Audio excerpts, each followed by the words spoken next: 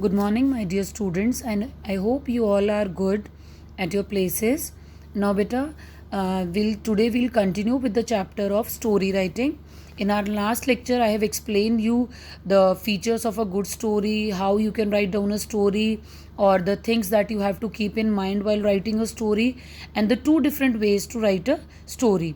So, in our syllabus, we are following the second part in order to write a story from a given outline.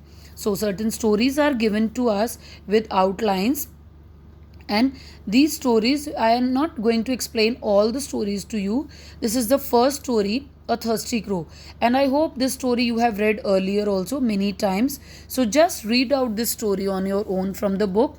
Same with the second story, it is The Hare and the Lion. This also, I hope that you have heard many times or you have read earlier also. So, read out this story once again from your book also. Now, come to the third one. This I'm going to explain it to you. This story is The Ass and His Load of Salt. Now, what is an ass? Beta, ass is an animal which belongs to the horse family, and it is basically like a donkey, fine, which is used to carry load. Fine. So here are the outlines given to you, and see, these outlines are given in present tense. But while writing a story, you have to write down the story in past tense. So here is the story which I am going to explain it to you.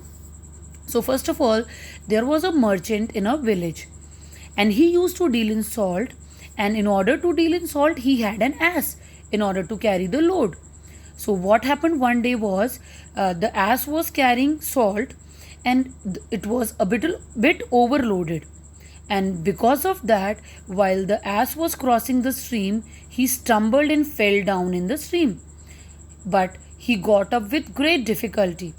But what did he notice? When the ass came out of the water, he found that the load had become quite light, because much of the salt was dissolved in water and the load became light. So this due to this, the ass became very happy, and next day he knowingly fell into the stream.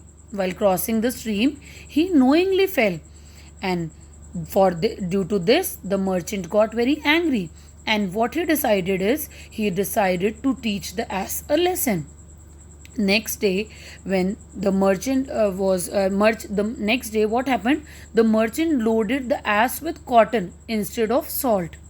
Now again, while crossing the stream, the ass fell down as usual and knowingly, but the cotton became wet and too heavy, because cotton is actually very light, but when it fell down when the ass fell down in the stream, the cotton became wet and it became too heavy. The ass got up and came out of the water with great difficulty, because it was very heavy now. The load became very heavy. He couldn't be able to walk also, and due to this, the ass learnt a lesson, and he never repeated his mistake. So, what is the moral of the lesson? Moral of the story. The moral of the story is, do not shirk work. Means we do not feel lazy in doing our work. Okay, and I hope you have understood this story. Okay, now better write down this story in your notebook, and you can cut out these sentences while writing the story. This is the first. He used to deal in salt. You can cut it down. Again, the second sentence is, the ass was finding difficulty in carrying it. This also you can cut down. Another sentence is, he saw through the trick of the ass. This also you can cut it down. Rest you can write down in your notebook along with the moral of the story. Now come to the next story, and I hope this also you must not have heard or read earlier. This story is story fourth is The Blind Lady and the Greedy Doctor. Means two characters are there in this story. One is a blind lady and another is a greedy doctor. Here are also outlines are given to you in present tense. Now come to the story. Beta, once there was a rich lady who became blind, and so she called an eye specialist.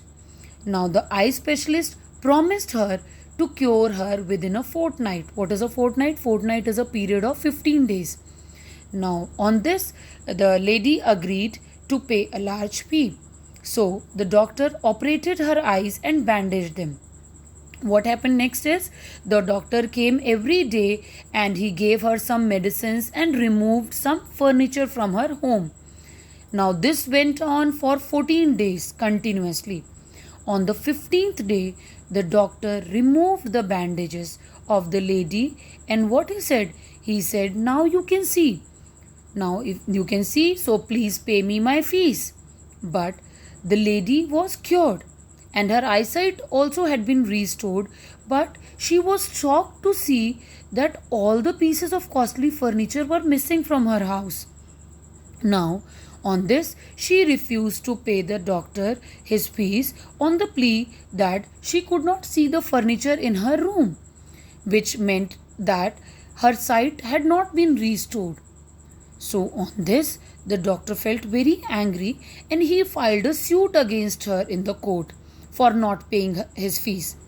The court heard both the parties, the lady also and the doctor also.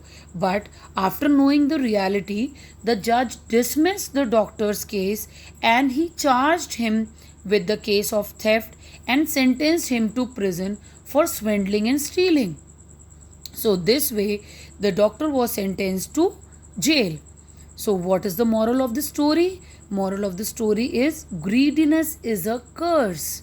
And one more moral you can write down: be sincere in your dealings, or we can say be honest in your dealings. So, this was another story that you have to write down in your notebook, and I hope you all have understood this story also. Okay. Now come to the fifth story. Fifth story is the cap seller and the monkeys. This story also I hope that you have read earlier or you have heard earlier. Fine. So this story also we are not going to do. Just read out on your own from the book. Now come to the next story.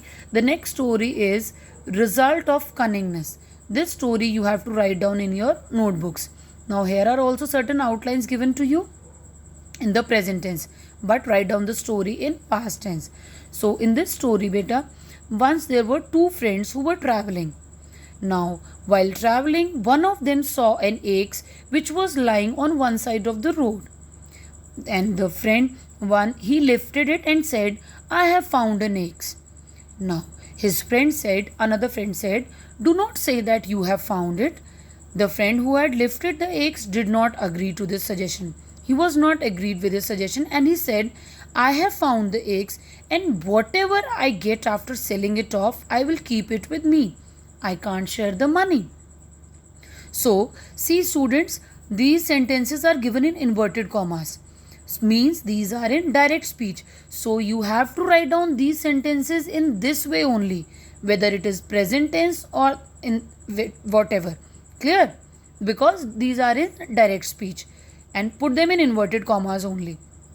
Now, what happened next was they moved on, and while moving on, one soldier came from behind.